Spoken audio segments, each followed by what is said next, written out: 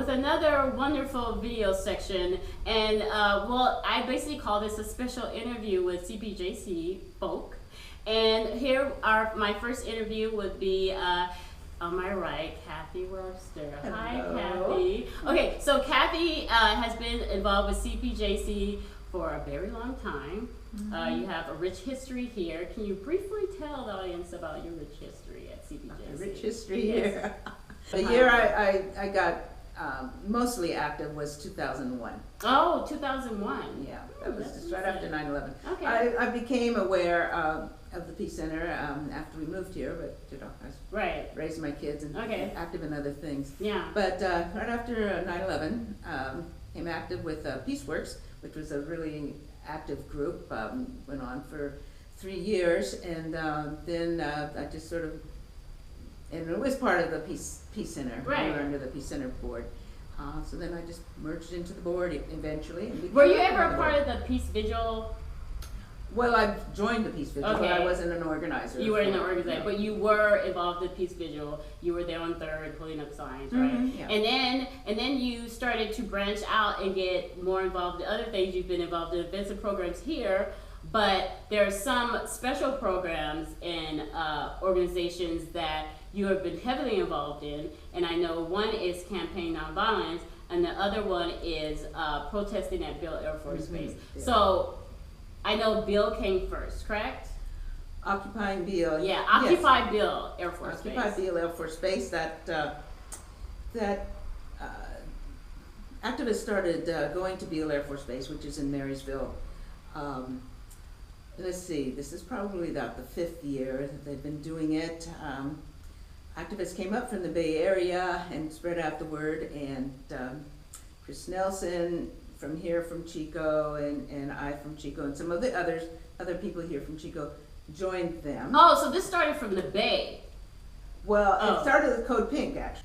So you guys, as a group, you have this active group Yes. of heavy, engaged activists, serious activists going down to Bill. Now, is this every month that you We go down to Beale Okay. every month on the last Monday and the last Tuesday of every month. Monday evening at 3 o'clock, from 3 to 6 o'clock, we stand out there, and this is the time when the workers on the base, the soldiers and other workers And on the staff, base, are yeah. leaving the base. So Right. we're standing there, holding out signs, giving them Right. information, and then in the morning we stay over. Okay. We have a little potluck, plan our actions for the next day, Right. talk, commiserate, spend the night, and then in the morning, 6 o'clock in the morning to 9 o'clock in the morning, we stand outside the base. Sometimes we vary the gate, sometimes it's the main gate, sometimes it's another gate.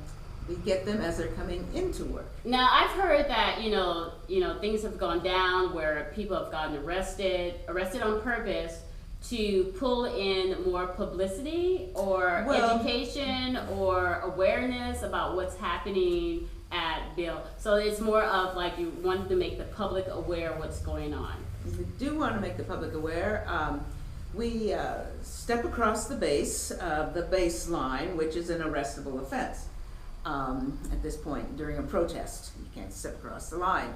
So we step across for several reasons. One of the reasons is that this base is paid for by taxpayers, and so therefore taxpayers should be able to go across on the base. There's no ill intent, no no violence involved or anything like that. So we do that as a point of non-compliance with Right. what we see as oppression over militarism.